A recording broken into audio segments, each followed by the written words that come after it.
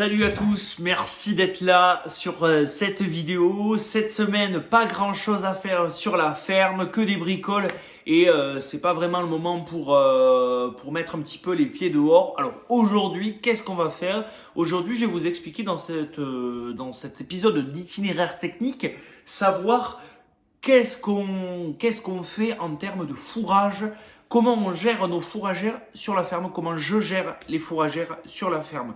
Vous l'avez vu dans la vidéo FAQ de la semaine dernière, je vais m'installer avec plusieurs ateliers avec des animaux sur la ferme. Alors un atelier volaille qui est plutôt sur la partie céréales, donc ça on va pas en parler aujourd'hui. Par contre aujourd'hui on va parler bien sûr de l'atelier ovin en sachant également que j'ai des chevaux sur les parcelles et comment je nourris tout le monde et quels sont un petit peu les choses à travailler tout simplement. Quels sont mes choix tout simplement par rapport à mon sol par la même occasion, parce que nous ici on a un sol qui est un peu original par rapport aux autres. Alors nous on a un mélange ici en termes de sol sur la montagne qui est plutôt argilo-calcaire. Alors un peu plus calcaire qu'argilo, avec des terres qui accrochent un petit peu et par la même occasion qui sont très caillouteuses. Donc du coup pour les faucheuses, pour l'itinéraire technique, ça pose des petits soucis. En fait, des petits soucis qui sont réglables, mais des petits soucis quand même. Alors, quand on choisit un petit peu ces espèces, quand on démarre notre production fourragère, il faut se poser plusieurs questions. Alors, je m'appuie sur un site internet donc, de semencier qui va me permettre de un petit peu diriger cette vidéo. Donc, si vous me voyez regarder par l'écran, c'est normal, ne vous inquiétez pas. J'essaye de suivre un petit peu le filon. Quels sont nos besoins en herbe, tout simplement? Alors nous, on est parti pour l'instant sur une cinquantaine de brebis. Alors, une cinquantaine de brebis, vous allez me dire, ça mange pas non plus. Ben si, quand même. Il faut se rendre compte que sur 365 jours par an, ça mange, quand même, ça mange. Par rapport aux vaches où tout est calculé en UGB, donc en unité gros bétail, nous on va plutôt parler d'EMP, donc unité effectif moyen présent. Donc l'effectif moyen présent chez moi, c'est 50 brebis, c'est-à-dire que sur une moyenne de l'année, j'ai 50 EMP sur la ferme. Alors ces 50 EMP, ça mange toute l'année et il faut savoir un petit peu leurs besoins. En sachant qu'une brebis, en EMP ça vaut 1, mais en UGB ça vaut 0,17. C'est-à-dire que on calcule le nombre d'effectifs moyens présents sur la ferme en EMP, mais par contre derrière il faut le convertir en UGB pour pouvoir calculer nos besoins en fourrage. Une brebis vaut 0,17 ou 0,15. Alors ça dépend comment on le voit. Il y a deux écoles. Hein. Il y en a qui le voient plutôt sur 0,15. Moi je le vois plutôt sur 0,17. On dit souvent les brebis viandes c'est 0,15 et les brebis laitières c'est plutôt 0,17. Moi je prends 0,17 comme ça je m'embête pas. Vaut mieux en avoir trop que pas assez, hein, je vous le dis. L'unité gros bétail, elle se base sur une vache laitière en pleine production qui mange donc 4 tonnes 700 de fourrage de matière sèche par an. Moi, ma brebis qui est présente sur toute l'année, elle va manger 0,17 de cette UGB là. Donc, comment calculer tout ça? Il faut aussi savoir un petit peu comment la prairie va être exploitée. Qu'est-ce qu'on cherche sur cette prairie? Savoir si c'est une prairie qui va être plutôt dédiée au pâturage, une prairie qui va être plutôt dédiée à une fauche de foin, une prairie qui va plutôt être une fauche plutôt précoce avec un ensilage ou un enrubanage dessus, savoir si on veut y mettre plutôt un peu plus d'azote, enfin on veut chercher l'azote, est-ce qu'on va vouloir chercher un peu plus d'énergie? Ça il faut savoir pour pouvoir faire son choix d'espèce derrière. Voilà, il faut savoir aussi par la même occasion comment on veut la travailler. Savoir si on veut la travailler chaque année, est-ce qu'on veut la travailler en labour, est-ce qu'on veut la travailler en semi-direct, est-ce qu'on veut faire du sur-semis, qu'est-ce qu'on veut faire sur cette prairie-là, savoir quelles espèces implanter et combien d'années d'exploitation on veut que notre semence dure. Voilà. Puis savoir aussi un petit peu le climat que l'on a sur l'exploitation, parce qu'il y a des climats qui vont se prêter plutôt à des fauches qui sont plutôt denses en fait, avec 2, 3, 4 coupes. Ça peut arriver aussi par la même occasion. Nous en montagne, c'est pas vraiment le cas. Suite à ça, il faut se poser la question du coup de la valeur alimentaire que l'on veut donner à notre prairie. Alors, la valeur alimentaire, on la calcule en UFL, donc unité fourragère laitier. Alors pour UFL pour les laitiers, UFV pour les viandes, donc nous on va parler plutôt du FV, mais après vous pouvez très bien le convertir en unité fourragère lait sans problème parce que ça fonctionne pareil exactement. Les bases ne seront pas les mêmes, tout simplement parce que une brebis viande n'aura pas les mêmes besoins que une brebis laitière par la même occasion, parce que ça coule de source. Une brebis viande va plutôt produire du lait pour nourrir son agneau, qui lui va être engraissé pour partir à l'abattoir derrière. Et une brebis laitière sera plus dirigée pour faire du lait pour Roquefort, nous, dans le Tarn, ou pour une autre société ou une autre collecte de lait. Et après, on va parler d'unité d'encombrement aussi. Un ruminant, que ce soit une vache, une brebis, une chèvre, elle a besoin d'azote, elle a besoin d'énergie, mais elle a aussi besoin, doit se remplir la panse pour être totalement rassasiée et pouvoir produire correctement. Voilà, donc je parlerai d'unité d'encombrement, je parlerai d'unité fourragère et après je parlerai de PDI. PDI E pour énergie ou PDI A pour azote. PDI A ou PDI E. Voilà. Moi je suis dans mon truc, mais n'hésitez pas, si vous avez des questions, vous allez directement en commentaire, vous me les posez, j'essaierai de répondre le plus concis possible et que vous puissiez comprendre. N'hésitez pas, il n'y a pas de souci. Ce qu'il faut savoir, c'est que la production ne se fait pas selon les espèces de la même façon. Je vous explique très simplement. Si vous cherchez, on va prendre deux exemples. Dans le premier exemple, en fait, vous cherchez que votre prairie vous donne de l'herbe pour un ensilage. Un ensilage tout simple. Donc, il faut des choses qui soient implantées à l'automne et qui se récoltent avec un peu de précocité, c'est-à-dire vers avril-mai. Parce que c'est un petit peu, chez nous, c'est à peu près le moment où on va commencer à ensiler.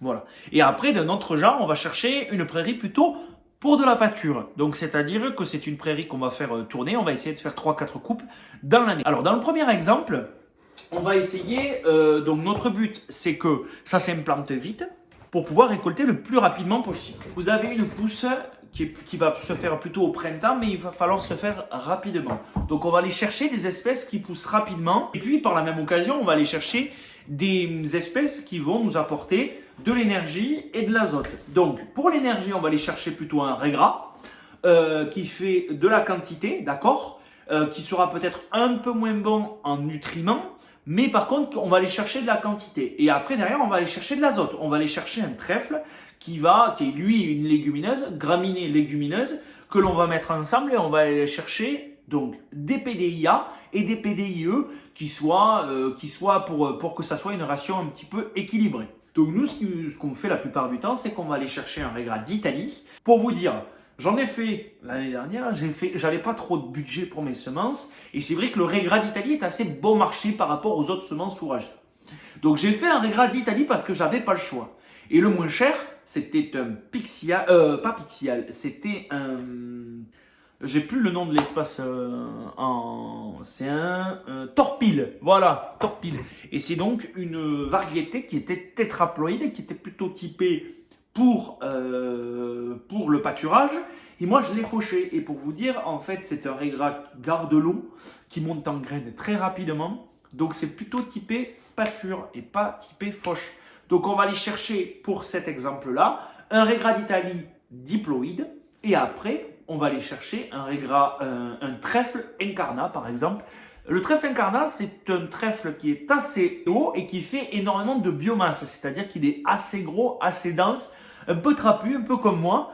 Voilà, et qui va pousser qu'une seule fois par la même occasion. Là, on va aller chercher de la biomasse en première coupe. On va pas aller chercher une seconde coupe. Franchement, la seconde coupe, elle est du trèfle incarnat, on n'en parle même pas parce qu'il n'existe pas, d'accord? Il va pousser qu'une seule fois. Et au niveau du régras d'Italie, la seconde coupe est très très faible, à part s'il fait vraiment beaucoup d'eau. Mais là, on va aller chercher la première coupe en ensilage, faire de la biomasse et faire de bonnes récoltes à ce moment-là. Ce que font les agriculteurs la plupart du temps sur des prairies comme ça, c'est qu'ils font un régras trèfle, donc régras d'Italie, trèfle incarnat, en dérobé. C'est-à-dire, quand c'est ensilé, par exemple on ensile le dimanche, le lundi, la plupart du temps, on attelle la charrue et on vient labourer. On retourne toute la prairie. Et derrière, on vient implanter un maïs au mois de mai. Un maïs en silage qui va pousser et qui va nous donner un nouveau fourrage en ensilage pour la même année. Et c'est important de le savoir parce que du coup, ça veut dire que la prairie, elle a servi à 2 fourrages différents dans l'année. 2 fourrages annuels. De l'autre côté, au niveau des choix des espèces, pour une pâture, ça va être un peu différent. C'est qu'on va chercher un petit peu la longévité sur cette pâture et qu'elle dure plusieurs années. Pourquoi? Parce qu'il y a aussi un côté économique derrière. C'est-à-dire que pour une pâture, la plupart du temps, on va chercher des espèces qui vont durer dans le temps. C'est-à-dire qu'on va les chercher un minimum de 2 ou 3 ans et après on va aller chercher des prairies longue durée avec des espèces qui vont durer dans le temps. Durer peut-être des prairies même permanentes que l'on va faire durer jusqu'à 5 ans, donc avec des espèces un peu différentes. On va essayer aussi chercher dans ces prairies des espèces qui vont pousser pas au même moment. C'est-à-dire que en première coupe, on va avoir quelques espèces et en seconde coupe, plutôt d'autres espèces. Et ça, c'est important et ça peut se trouver et ça veut dire qu'on a la même densité de graines, enfin, densité de plantes qui vont pousser à ce moment-là.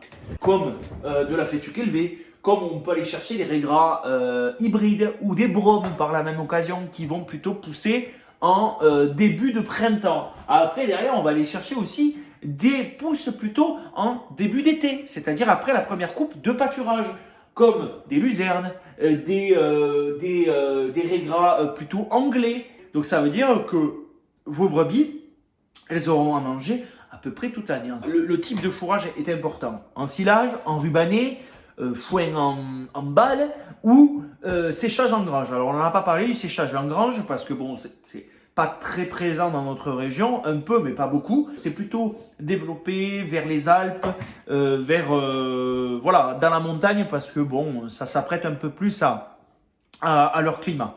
Mais chez nous aussi, on en a quelques-uns. C'est pour ça que je vous en parle. Il y a des fourrages qui s'apprêtent moins au séchage en grange que d'autres. Par exemple, des régras d'Italie. Souvent, en séchage en grange, on oublie. Même les régras en général, on oublie.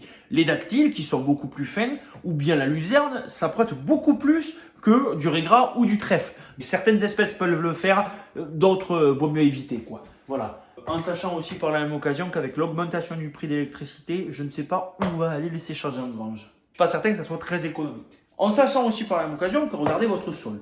Pourquoi regarder votre sol? Parce que si vous avez un sol acide, vous n'allez pas implanter une luzerne. En fait, vous allez pouvoir implanter une luzerne, faites-le, et vous verrez, il n'y a rien qui va pousser. Par la même occasion, vous n'aurez aucune densité. Sur une parcelle de 2 ou 3 hectares, vous mettez de la luzerne. La luzerne, ça coûte très cher au kilo. Pour vous dire en termes de densité, une luzerne, ça dépend des endroits, mais chez nous, on est entre 30 et 40 kilos hectares.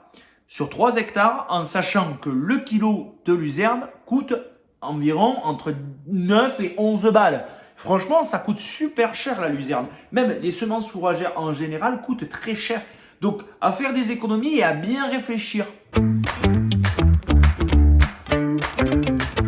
Toutes les espèces ne se valent pas en termes de valeur alimentaire. Vous allez avoir sur un maïs ou sur un régras, c'est pas les mêmes valeurs alimentaires. Donc vous allez avoir plutôt l'appétence, donc c'est-à-dire foin de luzerne ne vaut pas en termes d'appétence une paille, même une paille d'orge. Je pense que les brebis vont plutôt aller vers de la paille, vers n'importe quoi, vers du fourrage du foin de luzerne plutôt que vers de la paille, même si c'est de la paille d'orge qui est d'excellente qualité. Hein. Donc en termes d'appétence, l'appétence c'est l'appétit. Est-ce qu'on va avoir de l'appétit? C'est comme si je vous mets d'un côté une salade de brocoli et de l'autre côté un burger. À mon avis, je pense que le choix il est vite fait, à part si vous êtes complètement chelou. Mais ça ne vous regarde qu'à vous. Moi, voilà, vous voyez, moi je me tourne plus vers le burger par la salade de brocoli. Je pense que ça se voit. Mais voilà, il n'y a pas de jugement, il n'y a pas de jugement. On est parti très loin quand même. Mais voilà, donc l'appétence, c'est ça. Après, vous avez la valeur énergétique et la valeur azotée. Qu'est-ce que la valeur énergétique et la valeur azotée? En termes de valeur azotée, la luzerne bat tout le monde. D'accord? la luzerne, le trèfle violet, en termes d'azote, on est très très bien. D'accord? Et après, derrière, en valeur énergétique, vous avez la fétuque des prés et vous avez le brome. En sachant aussi par la même occasion que là, ils ne le mettent pas sur le diagramme, mais le maïs est un très très bon fourrage en termes d'énergie. Non, je le regarde, il n'y est pas, mais c'est vrai que c'est quand même. Je comprends pas pourquoi ils mettent le dessin, mais derrière, ils mettent pas le. Ouais, ils mettent le dessin, mais ils mettent pas maïs dedans, en sachant que le maïs, à mon avis, est à côté de la fétuque des prés. En sachant que ça a aussi un autre avantage, le maïs. Pourquoi? Parce que quand vous ensilez un maïs, donc sans parler d'ensilage de maïs, juste le grain, d'accord, pour faire du maïs humide, ça on n'en parle pas, d'accord. Je ne suis pas assez calé en maïs humide pour vous expliquer. Par contre, si vous ensilez toute la plante, donc la canne plus l'épi, vous avez une valeur en énergie qui est énorme. Et puis par la même occasion, ça fait énormément de fourrage, d'accord. Ça fait énormément de fourrage. Dites-vous, le maïs, certains, ils arrivent à plus enfin, souvent ça arrive à 1,80 m, 1,80 m de plantes sur ça. C'est énorme. C'est énorme en termes si vous avez un petit troupeau, enfin vous avez un troupeau, on va pas dire petit, on va dire un troupeau correct, plus derrière un manque de terre, 1 hectare de maïs vous résolue le problème en termes d'autonomie fourragère. Après, derrière, il faut voir les valeurs, il faut savoir ce qu'on veut faire aussi par la même occasion. Il y a certains agriculteurs qui ne veulent pas faire d'ensilage, et ça, je le comprends très bien aussi par la même occasion, parce qu'il faut être ouvert à d'autres pratiques. Il y en a qui disent le maïs, c'est pas une plante d'avenir. Pourquoi pas? Pourquoi pas? Un diagramme juste ici, vous allez voir. Il faudrait faucher et récolter le fourrage au moment où les deux se croisent. C'est-à-dire que vous avez un petit peu la balance entre récolter beaucoup de fourrage et récolter beaucoup de nutriments aussi par la même occasion. Donc en unité fourragère et en PDI. Et ça, c'est important de le savoir. La souplesse d'exploitation, c'est-à-dire que certaines espèces voudraient que ça soit fauché à un temps donné, mais vraiment tout petit. Et ce temps donné, il peut être plus ou moins grand. C'est-à-dire que sur un régras anglais, on aura un peu plus de temps pour faucher et pour faire le travail de fourrage, plutôt que sur un dactyle. Un dactyle, ça va demander à que ça soit fauché au bon moment. Un troupeau qui a bien pâturé, vous avez quasiment rien à lui donner, ni le matin, ni le soir. Parce qu'il a trouvé tous les nutriments et il s'est un petit peu encombré la panse pour toute la journée, en sachant qu'un ruminant, ça doit quand même manger beaucoup. Mais il faut savoir aussi par la même occasion, savoir si vous l'implanter à l'automne, si vous l'implanter au printemps. Ça, bien sûr, je ne m'éternise pas dessus. Ça dépend un petit peu de votre technicien, savoir ce qu'il vous conseille, tout simplement.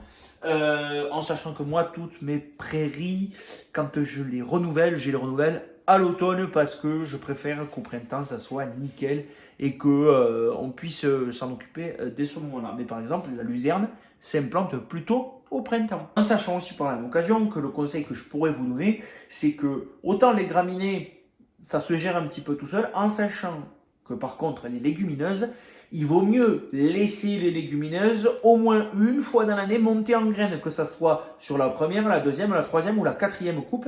Il faut qu'une coupe, elle monte en graines, obligatoire. Il faut aussi savoir un petit peu ce que nécessite votre troupeau. Pour les vaches, je ne pourrais pas vous donner de site. Par contre, pour les brebis, vous avez un très bon site qui s'appelle Oviplan.